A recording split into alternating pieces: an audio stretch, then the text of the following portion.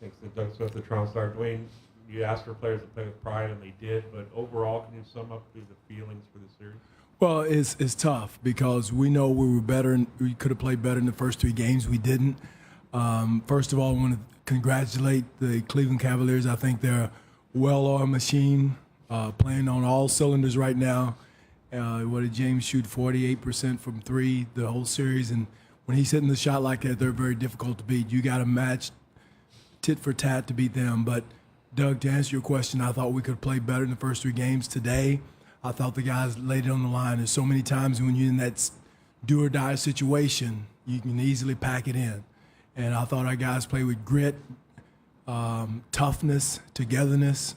And I think it's just a testament of their character and the culture that those guys have created. So, again, we all want to win. And, again, I've said that I don't know if we're there yet. You know, we're knocking on the door. I like our team. I wish we had a little bit more time for them to gel together. I didn't do a good enough job to get them to gel in quick enough time to play a championship level. But each guy in that locker room contributed in some way. Joe on the left. Dwane, you obviously had some misfortune in this series that you didn't have last year with Kyle. But if you could try to compare the Cavs, what you saw in this series versus the Eastern Conference Finals, are they a different challenge? Are they a tougher challenge? They are. I said it, Joe. When LeBron is shooting the 3 ball the way he is, at the rate he's shooting it, at the average he's shooting it, they're difficult. I'm not saying they're impossible, but they're very difficult to beat when he's shooting the ball like that. Because, again, the floor is so spread, it really takes away. And then they bring in Fry and Korver. They've got the floor spread so much. And now here goes Kyrie driving down the lane. So they present so many problems offensively. You got to score 117, 118 points a night to beat them because they have that many weapons offensively. And again, we didn't shoot the ball the way we normally do, but they present so many problems. But it starts with his 3-point shooting, the way he can spread the floor. He's a 0.4, 0.3, whatever you want to call him, and he's one of the best that's ever played in that position. But again, I do think if we had played at a level at the way we did today, with that type of intensity, focus, and grit, we would have had a better chance. Mike, go ahead. Dwane, when you talk about the having a little more time, was that the Kyle injury, or was that getting Serge? A little bit of everything, Michael. It was a little bit of Serge, Tuck.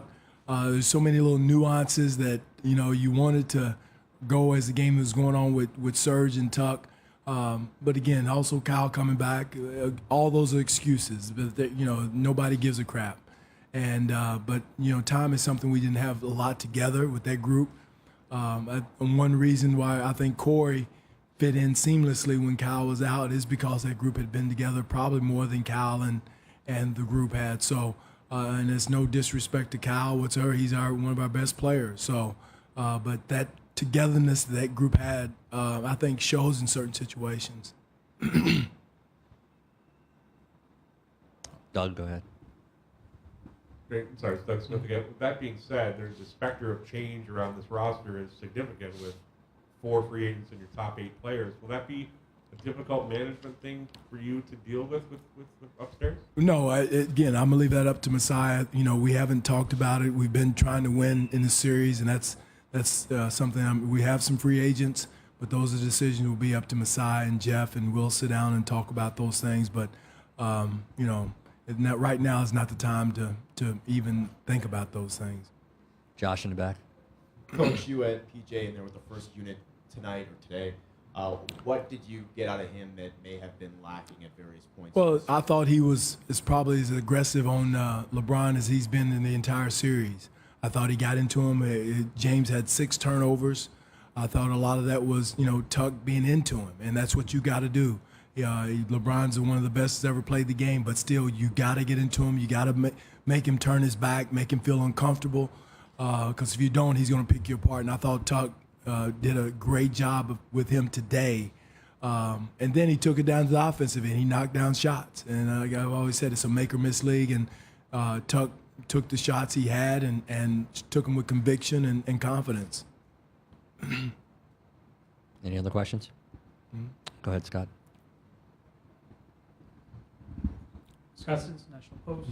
Dwane, you sort of talked about not having the time to have this lineup gel, play together. Do you think if you'd had more time, you could have hung with this team if you played up to your game? Yeah, again, it's hard to say, Scott. You know, ifs and buts and candy and nuts, and you would all have a Merry Christmas. But again, nobody would care. Nobody really care. I know Cleveland didn't care. Nobody cares. But you know, someone asked a question. But again, you always would love to have a training camp with a group to start from scratch, but we didn't. And I'm so happy. That was a great move by our organization to get those guys, because they kind of stand for what we needed. And again, we just you know, picked a bad number to draw in the second round of the playoff semifinals. But again, it feels bad. It was ugly, but it shouldn't diminish the excellent regular season we had, and we could even had a better regular season. So I think this group can gel and continue to grow. And I know that's a tough word, but grow together and even get better. Again, I think we picked a team to go against that was a buzzsaw. Mike? Dwane, not a big issue, but I mean, DeLon, Fred, what went on there? Well, again, I thought we needed shooting, and no disrespect to DeLon, he's going to be an excellent player in this league, but I thought we needed the threat and the possibility of a three-point shot the way they were double-teaming DeMar, and Fred knocked one. He missed one badly, but to show who he was, he stepped right back and knocked down the next one, and that's what that kid's going to be a good player, both DeLon and Fred. Both of them are gritty. Fred's a winner, DeLon's a winner, but it just felt like we needed shooting, another shooter, because that's who they were rotating off of and trapping from, and we was trying to make them pay for that. Jeff on the right side. Dwane, Jeff Zilgate, USA Today. You said you ran into a buzzsaw. They were not a buzzsaw post All-Star break. Right. How much of a different team were they, especially on the defensive end? And do you believe in the idea that teams can flip a proverbial switch and play better? Anytime, Jeff, you got number 23, you can flip every switch you want to. And what he played 46 minutes. People complain about that. You know, he's the difference. I mean, that they did flip a switch. They're a totally different team, defensively and definitely offensively, post All-Star break. Anybody that thinks anything differently doesn't know anything about basketball, because that team presents so many problems, shooting. You know, and the way they were making shots in this series, and some of them were well guarded. You know, they were hanging over Love and Korver's one that I wanted to, you know, we take credit for, because we fell asleep in the second quarter, and he came off too clean in a couple of situations. But they were making shots that were well covered, hand in the face. You know, so again, they present so many problems offensively. It's going to take a Herculean effort to beat them. You know, you're going to have very flexible defenders, and you're going to have to score 117, 118 points a night to beat them. Thank you. Thank you.